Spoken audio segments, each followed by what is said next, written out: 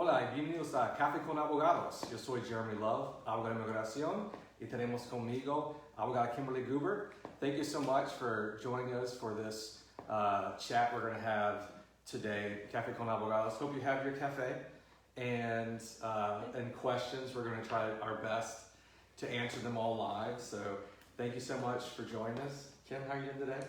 Pretty good. Good. Enjoying my coffee. Well, I hope everybody's doing well. Vamos a charlar, esta charla va a estar bilingüe. Vamos a hablar un poquito en español, un poquito en inglés, y vamos a contestar preguntas en vivo. If you have any questions, please let us know. You could type it right here, send us a message right on this video, and we'll answer your questions live. Today we're going to talk a little bit about asylum and some other immigration law changes, and we'll take breaks to answer any questions you have.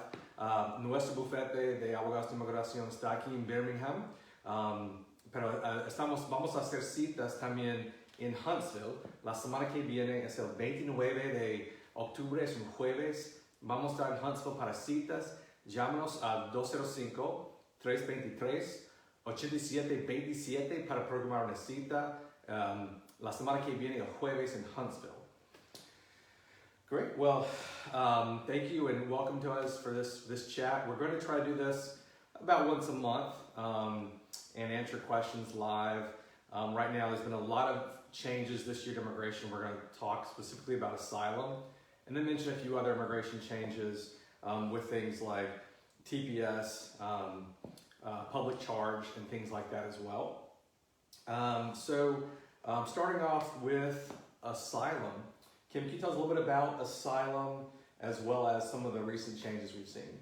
Yeah, so asylum, just to kind of refresh everyone's memory, is when someone fears to return to their country because they'll be persecuted, attacked, or fears for their life based on a political opinion they have, their religious beliefs, their race or nationality, and also in certain situations their membership in a particular social group. Now, some of the changes that have happened come with the requirements that asylum has, where when someone enters the U.S., they have a year to apply for asylum. And one of the recent changes is it used to be that if you did not apply within a year, you could still be eligible for a work permit, though right now President Trump has changed that to where if you do not apply within your 1 year, your eligibility for a work permit is gone. One of the other changes to that is it used to be you only had to wait 180 days to apply for a work permit after you submitted your asylum application. Now it is 365 days that an individual has to wait. Those are the big changes with work permits. There's also a couple other little changes where if you need to present yourself to an ICE officer within 48 hours of entering the U.S., with some exceptions to that. There are also a couple criminal convictions. Mm-hmm. Yeah, pues sobre los antecedentes, algunos antecedentes que pueden afectar a una aplicación de asilo. Por ejemplo, si una persona tiene un DUI, por ejemplo, si esto puede afectar un caso de asilo, es algo nuevo que esta administración está haciendo que indique que una persona que tenía un DUI, esto puede afectar su solicitud de asilo. También si la persona tiene otros antecedentes como la violencia doméstica, tráfico humano, pero el problema con tráfico humano es que un oficial de inmigración a veces indica que cuando una persona lleva a sus niños aquí a los Estados Unidos, que eso es un tipo de tráfico.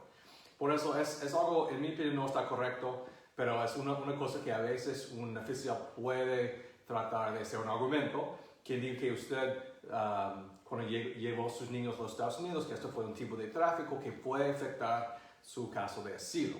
Por eso, en esto y con todos los casos de inmigración, es muy importante que usted tiene un abogado que tiene experiencia en su tipo de caso, porque cada caso es diferente. Por eso, esas son algunas recomendaciones sobre asilo. Have we talked about employment authorization yet? Yeah, you mentioned that. That's right. Mm-hmm. Another thing is right now there's currently what's called the migrant protocols, where someone who comes in from Mexico to claim asylum is being forced to wait in Mexico for their court hearing. Right now, we heard, I think it was Monday or Tuesday, the Supreme Court has decided to look into that and decide whether or not these restrictions can be upheld.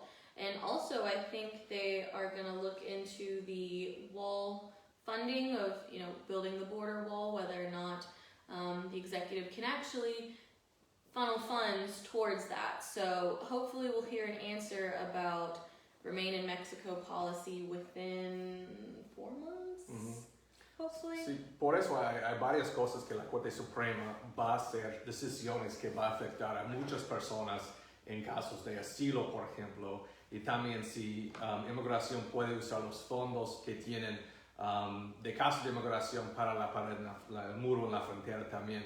Por eso hay muchas cosas que van a que pueden cambiar con la Corte Suprema, alguna decisión que tiene que hacer. Y vamos a hablar de esto en un momento, pero también el derecho de voto es muy importante. Por eso todos los ciudadanos deben votar en las elecciones que vienen en, 2 weeks? Sí, 2 semanas. Menos. Sí, las elecciones aquí en este país son muy importantes. Entonces, ¿tenemos preguntas? Yeah, let's check. We've gotten a few comments here. Thank you for your comments. Oh yeah, I appreciate Eileen mentioning usando documentos falsos. That's another thing. Algo que puede afectar a una solicitud de asilo es usar documentos falsos. Por eso es algo que puede afectar. Es mucho mejor no mostrar los documentos falsos a un oficial. Que en mi opinión es mejor no mostrar nada a un oficial que mostrar documentos falsos. Por eso es algo que sí afecta a inmigración, es un tipo de fraude que inmigración está usando para rechazar casos. Sí. See, we've received a lot. I read an article actually that I think it was the Immigrant Project, the Immigration Forum, the National Immigration Forum had an article about all of the immigration law related changes that have happened under this administration. And there have been 400. I was going to say, it's probably very long. There have been 400 executive orders made by this administration to limit immigration to this country, which is crazy. And a lot of them, we talk about the border wall, but one thing the immigration attorneys often refer to is the invisible wall. And there's what they call an invisible wall. That's basically decisions that this administration have made to limit immigration to the country, to prevent people from coming in, and also make it harder for people who are already here to become permanent residents or citizens. Yeah. And a lot of it has to do with, a lot of these are minor changes, that more hoops that people have to jump through, that make things a lot harder for people to be able to come to the U.S. as well as to be able to stay here once they're already here too. Just checking our messages. Eileen had another question about evidence and the importance of it. I'll say something actually that reminds me. Something that's important is that a lot of people don't realize when they come to the U.S. So if you know of anyone who's trying to come into the U.S. soon, they will do an interview of that person, and those interviews, they usually will say, oh, would you like an attorney? And most people say no, because they think that this is their asylum interview. Always have an attorney. Tell them you want one, because sometimes they'll ask questions that are very tricky, and they'll use that against people. I've seen so many interviews where it says in there, do you fear returning to your country? And obviously the person does, but because they don't quite understand the question that's being asked them, because interpreters are not very, the connection, I don't want to say that interpreters aren't trustworthy, but the connection, because they're on the phone, there's not an interpreter in the room with the immigrant, so sometimes it cuts out, sometimes they're static, you can't hear it. So when they're asked, do you fear returning to your country, sometimes they don't understand what the question means, and they'll say no. And then that right there is gonna come up in front of the judge or the ICE officer. That's going to be thrown back at them every time they try to claim for asylum. So something that's really important is when you come into the U.S., be really careful about what you say to those first officials that are going to be at the border asking you questions. Everything is a part of the record, everything. Y eso es muy importante porque cada persona tiene el derecho de consultar con un abogado. Y eso es muy importante que no indica a un oficial que no quiere un abogado, no necesita abogado, porque sí, a veces los documentos están en inglés o otro, en un idioma que usted no habla, por eso, o no es su primer idioma. Por eso lo que recomiendo es siempre indicar que quiere un abogado para servirle en el proceso, para preguntar cosas sobre sus opciones y todo eso, y explicar lo que está pasando. Eso es muy importante. Y también los documentos son muy importantes. Sobre asilo, lo que tiene que hacer es mostrar pruebas. Necesita pruebas que usted fue víctima en su país o usted tiene miedo de persecución por algo como opinión político. Y las pruebas son muy importantes. Eso es un requisito que cada persona necesita pruebas de lo que está explicando. Porque la persona necesita probar, necesita asilo. Entonces los documentos ayudan con este purpose. Sí, esta razón, así que. Okay, great. So I'm just checking, and we're about to go to. Okay, so we had a question about. Let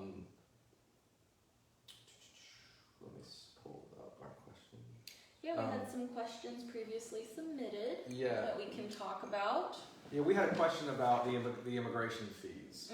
Question was, ¿qué es el estatus de los cambios de precios de las solicitudes de inmigración? Ok, eso es una buena pregunta. Pues era un anuncio el año pasado que indicó que inmigración va a cambiar los costos de las solicitudes de inmigración. Y esto fue algo que era una demanda en la Corte Federal de tratar de cancelar o terminar el cambio de los precios.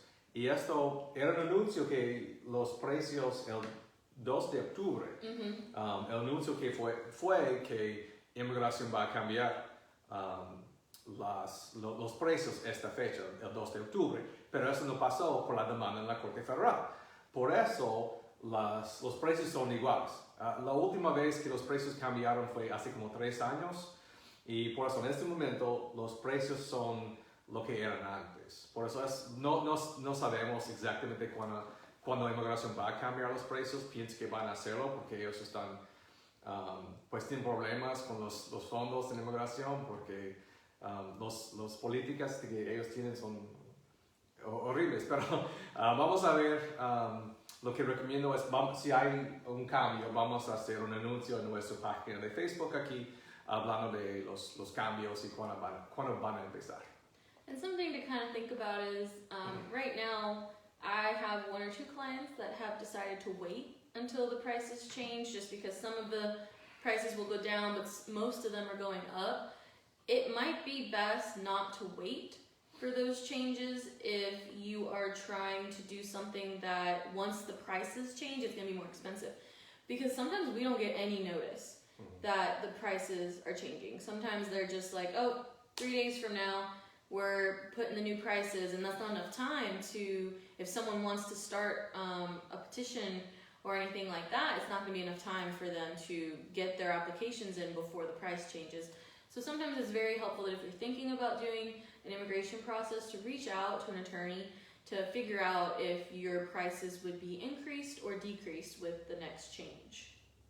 Yeah, that's a great point. And what was another question? There was one that was, ¿cuál es la situación con TPS? Ok, pues TPS en este momento está en el aire. Era una otra demanda en la corte de tratar de, pues la administración de Trump quería terminar TPS para la mayoría de los países, Honduras, El Salvador, por ejemplo. Pero era una demanda en la corte que indicó que la manera en que Trump o inmigración anunció esa terminación de TPS no fue constitucional. Por eso llegó a la Corte Suprema y la Corte Suprema indicó que si inmigración inmigración puede terminar TPS, pero la manera en que ellos hicieron no fue constitucional. It was the Supreme Court, right? I think so. I think so. Anyway, but the federal court said, it may have been the circuit court, but I think it was the Supreme Court. Por eso ellos indicaron, I think it was Supreme Court, ellos indicaron que sí pueden terminar TPS, pero la manera en que esto pasó no fue constitucional. Por eso vamos a ver lo que pasa con este asunto, porque en ese momento la mayoría van a terminar en el año que viene. Por eso vamos a ver lo que pasa, porque inmigración no tiene que extender el estatus de TPS otra vez. Por eso pienso que eso es algo que vamos a ver lo que pasa con las elecciones, porque esto va a determinar lo que va a pasar con TPS. We're going to do another Café Con Abogados, I think, after the election. Hopefully, if they've decided the results sometime soon. And talk about how the results of the election may affect immigration going forward. Now, I know a lot of that is hard to say right now, but yeah, depending on who gets elected. We might have a very long Café de Abogados, depending on who gets elected. Yeah, but we'll see. That's another thing we're going to talk about. Okay, what was the next? Did you want to talk about the changes in the entry with TPS when people were using AP? Oh, yeah, that's a complicated question. It's complicated, so that's the reason. Yeah, so... we can just maybe say, you've done this. Yeah. Watch out. Yeah, with TPS, that's a great question. So there was an announcement, this was an executive decision. Like 2 weeks ago? Yeah, 3 weeks ago? by USCIS. Yeah. They basically said that for people with TPS, as temporary protected status, immigration is not going to consider advanced parole and an admission in order to file for permanent residence. Eso es importante. Es que inmigración anunció que van a indicar que una entrada con advanced parole, como un permiso de entrar a los Estados Unidos, inmigración no va a aceptar esto como una admisión a los Estados Unidos para la residencia. And this can affect a lot of people because there are a lot of people with TPS who left for advanced parole to visit their relatives in El Salvador or something like that, and then came back, and usually, or in the past, they could file for their permanent residence through a child who's a U.S. citizen over the age of 21 or a spouse. And so with this change, they're not going to consider admission on advanced parole as an inspection, and so they're going to need to file a waiver if they didn't come in with a visa. So that's something that's affecting a lot of people. In my opinion, it's not constitutional because you're making a different class of people for TPS than you would for DACA or some other type of category. But that's something they're doing to try to limit people with TPS from being able to stay in the U.S. permanently. Now, it's important to note that's only for advanced parole after the date they announced it, which was just a couple weeks ago. So if you had left on advanced parole previously, earlier this year or previous years, you can still file for your permanent residence. Eso es algo importante que quiero mencionar. Es solo cuando este anuncio hace como 2 semanas que indica que TPS, una persona con TPS que salió y regresó con advanced parole, no puede aplicar para la residencia si no llegó con permiso, con visa a los Estados Unidos. Tiene que ser un perdón. Pero en mi opinión eso no es constitucional. Y otra cosa es, esas son las personas que salieron con advanced parole después de este anuncio, así como 2 semanas. Por eso si la persona salió en advanced parole antes, eso no afecta a usted. Usted puede solicitar la residencia como siempre. Y estamos a la hora en TPS y el proceso de residencia está un poco complicado. Por eso estamos a la orden aquí en la oficina de abogados, Love Immigration.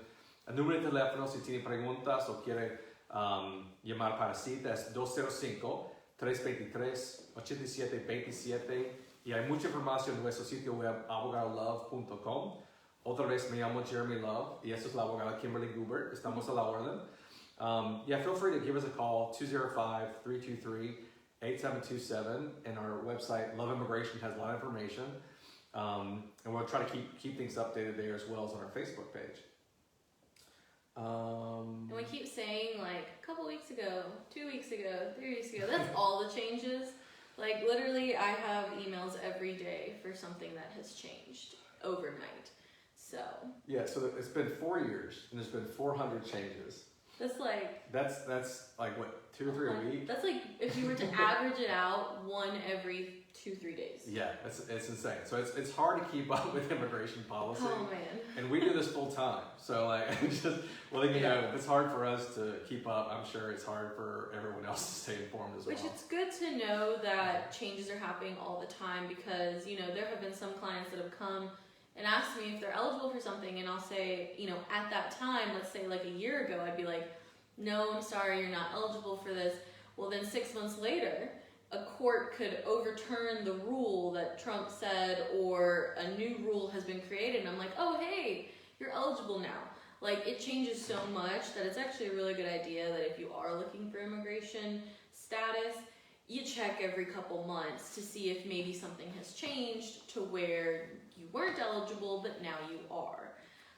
Es lo mismo con los tiempos, el tiempo que tarda un proceso. Es muy difícil de saber porque inmigración fue cerrado por varios meses con COVID y por eso es difícil de saber cuánto tiempo va a tardar y cada caso es diferente también. Por eso tratamos de explicar en general cuánto tiempo un tipo de caso tarda, pero no sabemos. Y con la experiencia que tenemos, a veces podemos hacer un estimado, pero a veces no.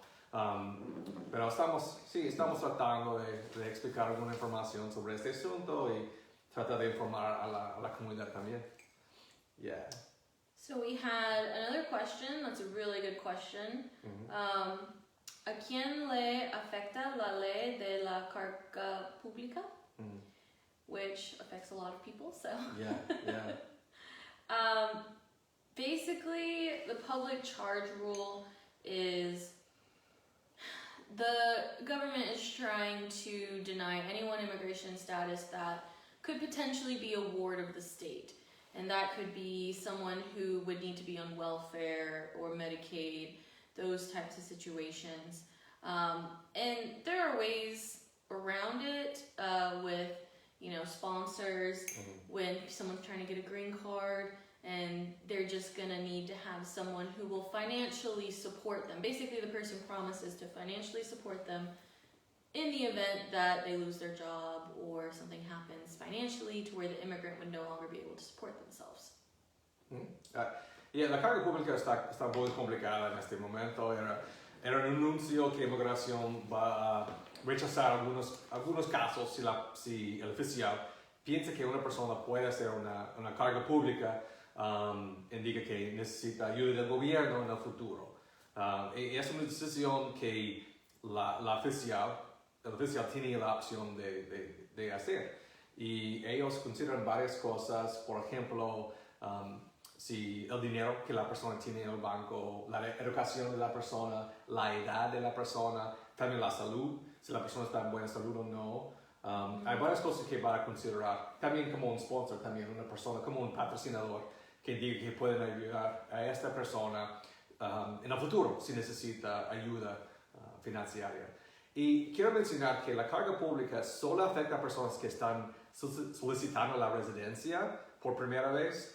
Algunas excepciones, por ejemplo, asilo, ¿verdad? Asilo, Sí. la visa U, esas personas que están solicitando la Víctimas residencia. de violencia. Sí, exacto, la VAWA. VAWA, sí. Por eso, las personas que fueron víctimas, algunos tipos de casos humanitarios como la visa o asilo, no tienen que mostrar no tienen que hacer esta forma que indica que no van a hacer cargas públicas en el futuro.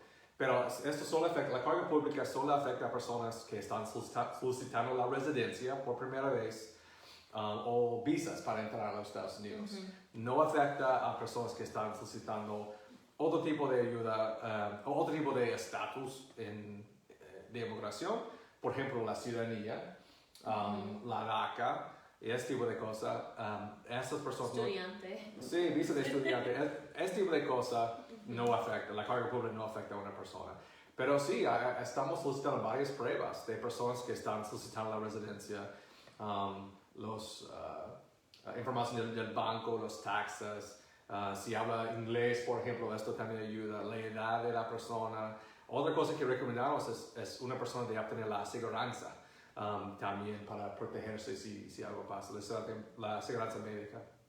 So if you're thinking about having a family member that you're trying to get a green card for, like a spouse, it would be kind of a good idea to maybe start, keeping records of, okay, how much do we pay every month? This is how much we put in savings, just to kind of prepare for when that becomes a question. So we got a question about if there's an update on DACA.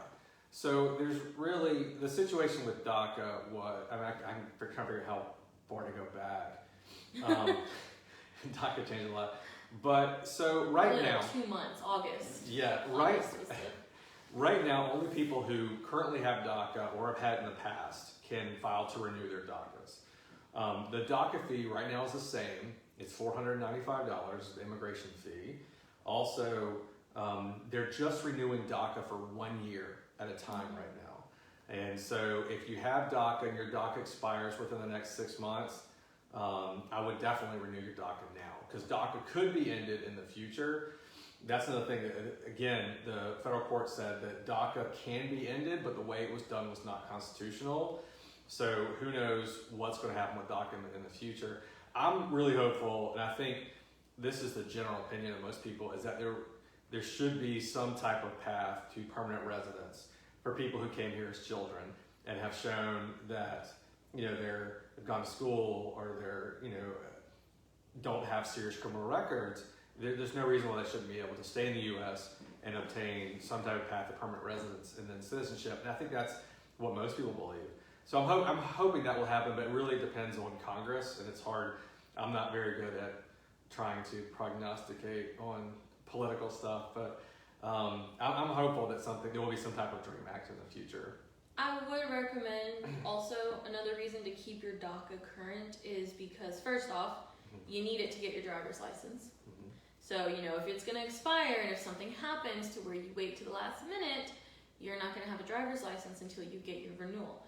The other thing is, it seems both election candidates have said something that is promising for DACAs.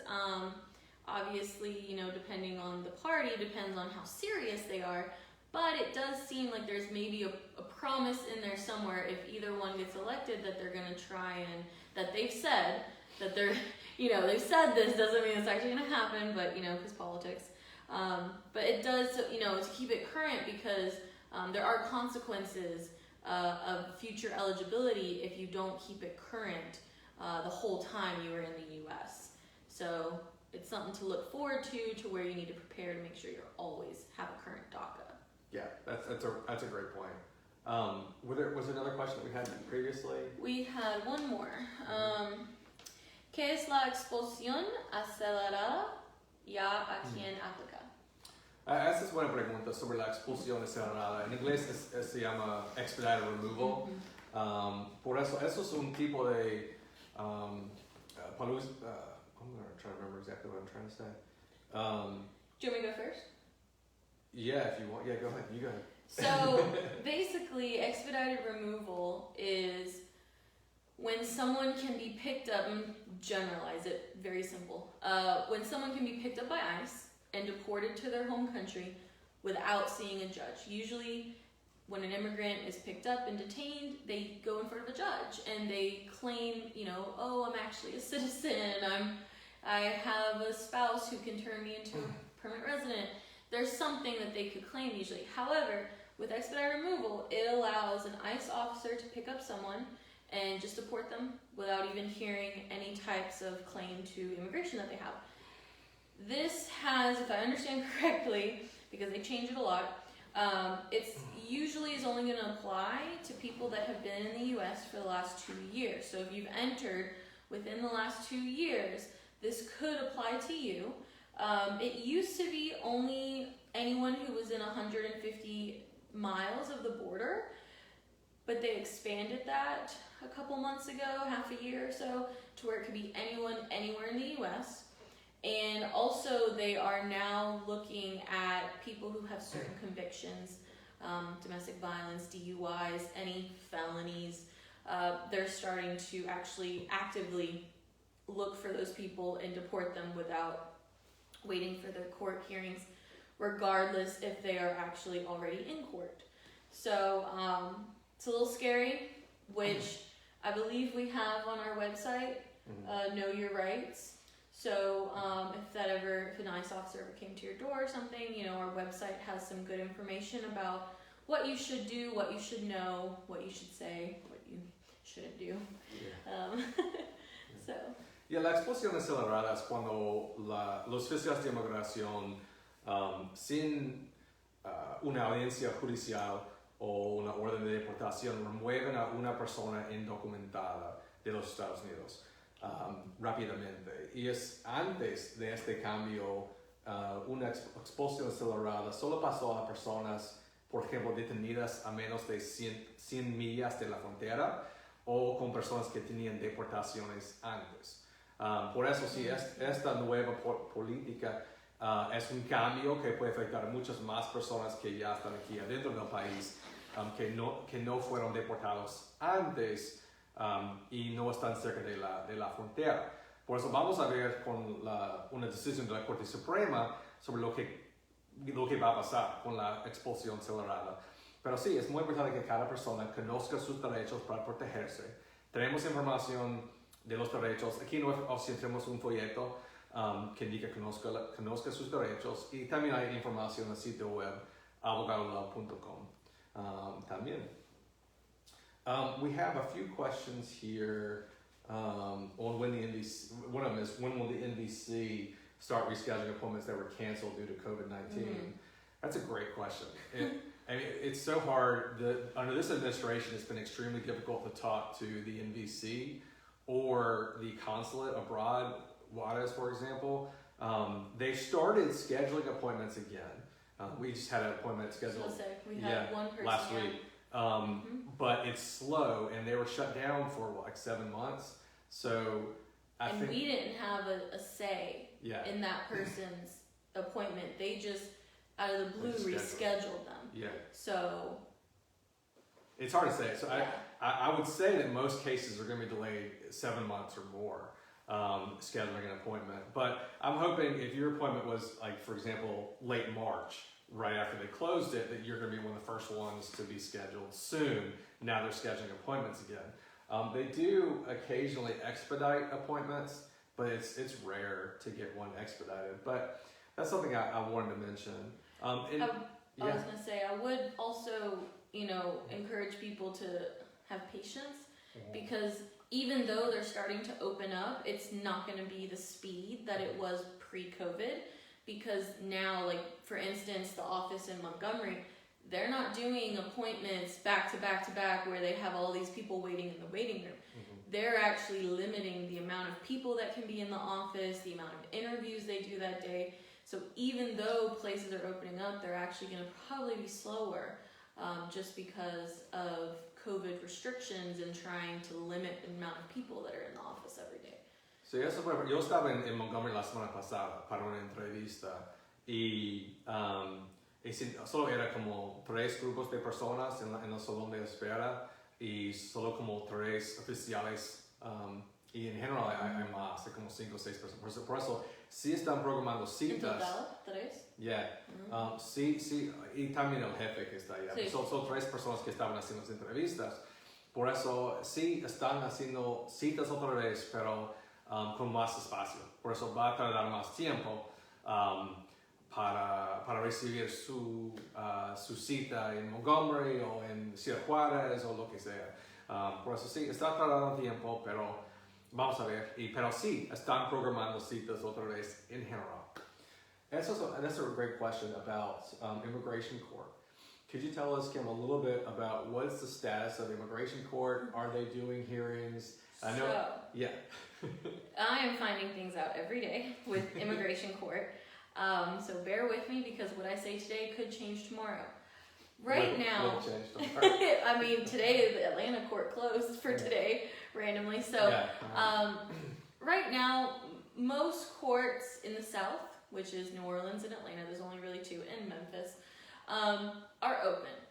Now, here's the thing. Courts are allowing, I have heard of the New Orleans Immigration Court allowing people to appear telephonically over the phone for their hearings. But then I also randomly had all of my status hearings canceled for the next month or two, and I called to find out why. And it turns out they are only doing final hearings. If you don't know anything about court, there's a status hearing where you talk to the judge about what you're going to do, and then there's a final hearing where the judge hears, okay, this is what you claim, let's see if it's true. And all of my status hearings were canceled because of COVID, so there are some cases that are going to be waiting for a very long time just because they don't want to do status hearings right now. They only want to do people who have already applied for relief. Atlanta should be open completely. They were closed today. I don't know why. Sometimes they close the courts randomly for a day. So right now the courts are pretty much open in the South, except for Texas. I don't know about Texas, but they are kind of not really wanting people in the courts. So I have heard of multiple attorneys tell me that they're able to do their stuff over the phone, which is great. But because they're not having people in there and they're doing it over the phone, it's taking a lot more time. And also they were closed for 8 months-ish. So courts are going to be taking a lot longer now. Though I have had some people, if you are in immigration court, it is very important for you to reach out to an attorney, because there are some judges, because of COVID, they have sent orders that you have 3 months to file something, and some people don't realize that if you don't file this, whatever it is you're trying to claim in those 3 months, the judge is not going to hear it. So it's very important to, if you haven't reached out to an attorney while in immigration court, you do, because you might have an order that you don't know about from the judge saying, hey, you need to file something now. Sí, es muy importante que cada persona que tiene un caso de deportación tiene un abogado. Es casi un requisito según los jueces también. Y lo que recomiendo es una persona que tiene experiencia en su tipo de caso, en casos en la corte, por ejemplo, porque eso es lo que usted merece. Y por eso pienso que eso es muy importante, que tenga una persona que sabe cómo está pasando, porque como sabemos, hay tantos cambios, es muy difícil de... Cada día. Cada día cambios, porque necesita un abogado que tiene experiencia y que se enfoca en el tipo de caso que usted tiene. Estamos recibiendo algunas más preguntas. Por ejemplo, recibí una pregunta sobre si uno puede apelar un perdón si fue negado por reentrar al país después de ser deportado. We're talking about permanent bar. Por eso hay algo que a veces se llama la barrera permanente. No es exactamente permanente, pero en general eso es lo que se llama. Según la ley, es una barrera 9C. Y esto es cuando una persona está en el país por más que un año y después sale de los Estados Unidos y regresa o trata de regresar sin permiso. Por eso la persona estaba aquí sin estatus en los Estados Unidos, estaba aquí ilegal, y después sale y regresa otra vez por la frontera o trata de regresar por la frontera. O cuando la persona estaba aquí, después fue deportado y reentró al país o trató de regresar otra vez sin permiso. Esto es una barrera que a veces se llama la barrera permanente. Es que inmigración indica que esta persona que estaba aquí, salió y regresó por el país o trató de hacerlo, tiene un tipo de barrera que no puede aplicar para la residencia o una visa aquí en los Estados Unidos. Hay algunas excepciones humanitarias como opciones para víctimas, como la visa U, pero en general esta persona tiene una barrera que no puede regresar al país o no puede solicitar la residencia aquí en el país. No es exactamente permanente, pero lo que la persona tiene que hacer es esperar 10 años en el extranjero. Es como castigo de 10 años afuera y después pedir un perdón para regresar a los Estados Unidos. Por eso en general el perdón es para no esperar los 10 años afuera, es para arreglar antes de esperar los 10 años. Pero en este tipo de categoría la persona no puede hacer el perdón sin esperar 10 años afuera de los Estados Unidos. Por eso, si la persona fue deportado y después trató de regresar al país sin permiso, tiene una barrera permanente. Tiene casco de 10 años y después puede tratar de regresar a los Estados Unidos por un perdón. There's another reason Yeah. why, if you're trying to get some immigration status, you should reach out to an attorney if you've ever entered illegally, left, come back, gotten a deportation order. Just because, like he was saying, there are exceptions to this, and most attorneys know them, so it's important to reach out. Yeah, that's why it's a saying that the wrong help can hurt. Meaning that, you know, it can put you, if you have someone who's trying to help you with your case, or if you try to file something on your own and it's something you're not eligible for because of a complicated issue, that could put you in a worse position. After paying money, it could put you in a worse position than you are now. So we don't recommend anybody file something that they're not eligible for, like a waiver or something else, if they're not eligible for it, because sometimes if your case is denied, USCIS can send your case to ICE for a removal case. So that would make it worse, but then you have to also deal with immigration court. So that's why, you know, we say that it's important to have someone on your side who knows what they're doing, an attorney with experience in your type of case. Especially when you don't want to waste your money in terms of, there are some people who don't realize that they have some restrictions or the permanent bar, and they've paid all this money to get a petition done, and then when they come in trying to get their green card, it falls on us to be like, oh, well, you probably should have never done this because of this, this, and this, and you just wasted all that time and money for something you were not eligible for. Yeah, I hate giving nice people bad news. Yeah. It's not fun. So not a fun experience. Yeah, I mean, we're honest, and so we're going to tell you what your options are, and try to let you know whether or not you should do something or not. And then sometimes that's something that's important too. You need to know, I don't want you to waste your time and money, and so we try to let you know. Especially in today's climate. Yeah, what your options are. Yo recibí otra pregunta sobre el consulado en Ciudad Juárez. No sabemos exactamente cuándo ellos van a programar citas otra vez, van a programar todas las citas otra vez, pero sí están programando citas en este momento, no sé cuántos, pero pienso que todos los casos son retrasados en este momento en Ciudad Juárez, porque el consulado estaba cerrado por 7 meses, y solo la semana pasada, como sabemos, ellos están programando citas otra vez, pero con más espacio, pues no sé exactamente cuánto tiempo va a tardar para recibir una cita ya en Ciudad Juárez. Es muy difícil comunicar con ellos en este momento. A veces tenemos éxito en hacerlo, pero es difícil comunicar con los oficiales allá en Ciudad Juárez. Yeah, I can see we have several comments, but I'm only able to see the most recent ones for some reason. But, Oh, doesn't let you scroll down? yeah, but see, I can only see the most recent 4. But Anyone asked a question that we aren't able to see, maybe just copy paste, do it again, so we can see it again. I do remember one earlier, someone asked, they've been here for 25 years, and they want to know what options they have to stay here in the U.S. And unfortunately, it depends. Yeah. We need more information. But if this person if you came in with a visa, and you have a child, you've been here 25 years, maybe you have a child who's at least 21, if you came in with a visa and haven't left and don't have any serious criminal issues, most likely your child, or a son or daughter who's an adult now, can file a petition for you, and you can file for your permanent residence here in the U.S. and not have to leave or file a waiver. Same with a spouse. Same with a spouse. Like if you're married to a U.S. citizen, then you wouldn't need a waiver if you came in with a visa and don't have other bars like criminal issues.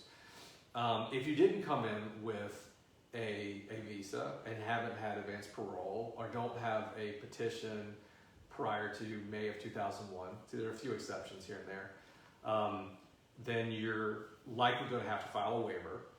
And only people who can file waivers for unlawful presence or unlawful entry into the U.S.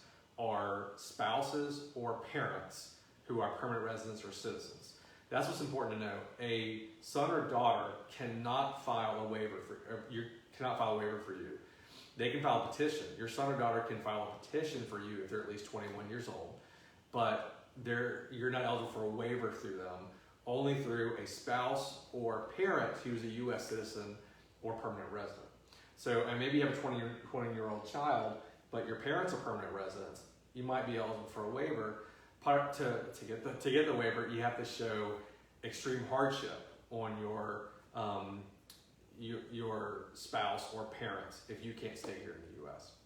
There's also a couple exceptions off the top of my head that you could be eligible for, but they're very specific, and I would need to ask some in-depth questions because there are some things in court. Someone could be eligible if you entered without a visa, if you just crossed over illegally. I have a couple in my head that you'd be eligible for, but again, it's very case specific. It depends on the person. So if you are very serious about looking into it, Un detalle muy pequeño puede afectar en todo. Por eso depende mucho cada caso es diferente. Por ejemplo, si una persona salió por un mes para la Navidad o algo así, hace 10 años, esto puede afectar a una persona. Por eso depende. Por eso tenemos que hablar para averiguar las opciones para usted. Okay, let's see here. Do we have another question, or was all the ones that we had before? No, that was all the ones we had gotten. Great.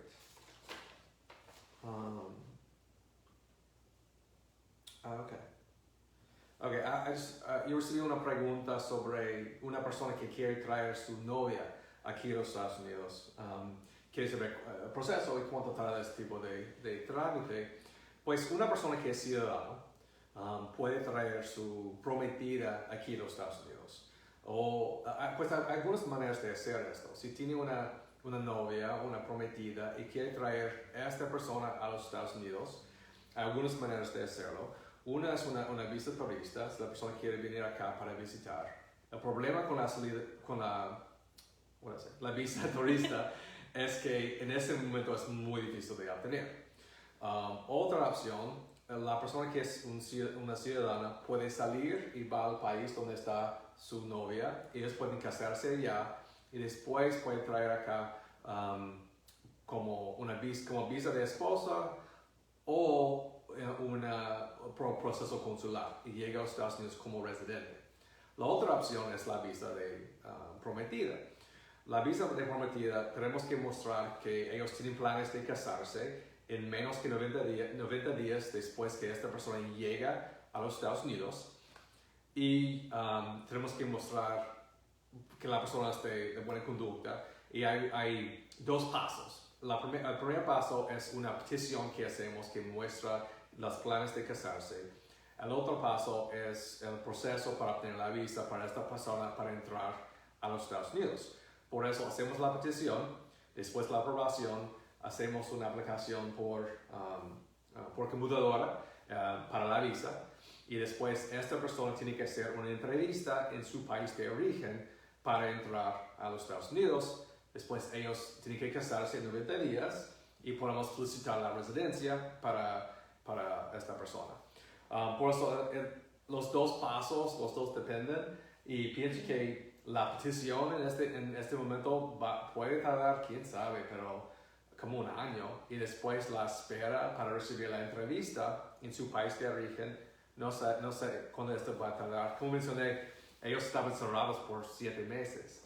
Por eso va a tardar mucho tiempo. Sí es una opción para prometidas, pero va a tardar y no sabemos exactamente cuánto tiempo va a tardar. Pero sí, eso es cómo funciona el proceso de la visa de prometida.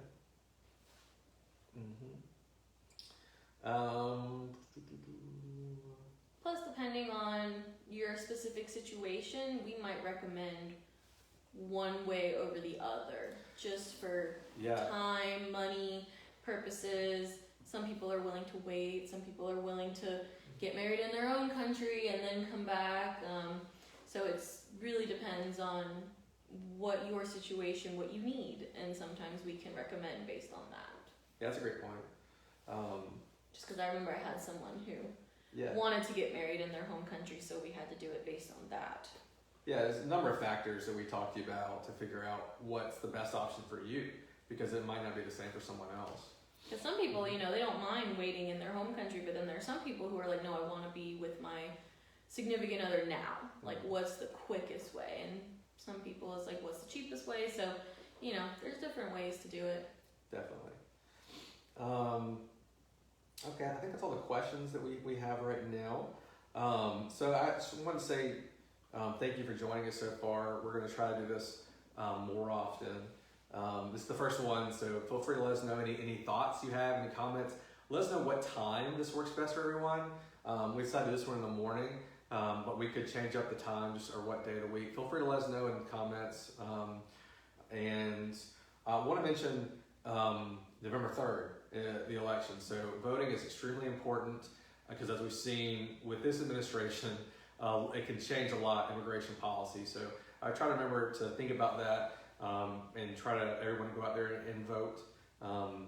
Everyone who's a citizen, that is, please go out and vote. And feel free to let us know if you have any questions about anything we said today.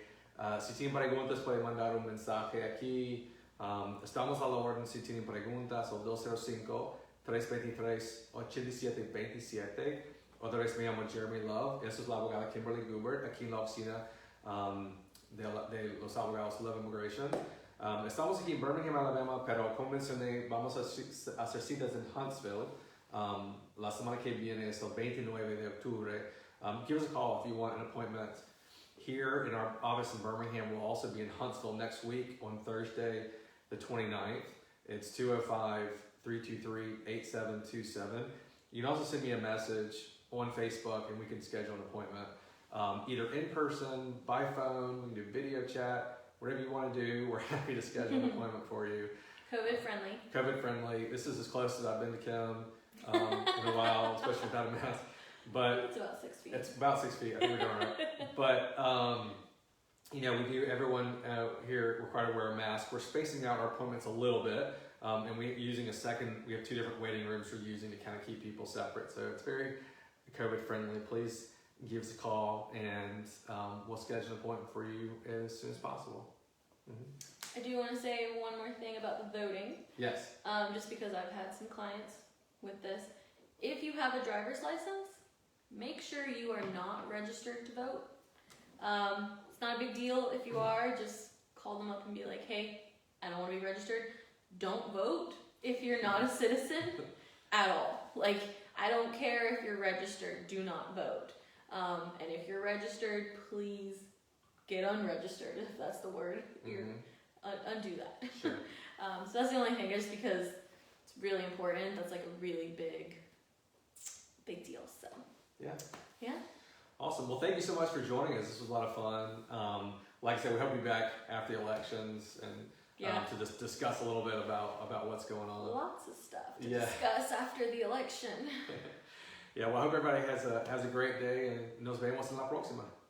Adios. Bye.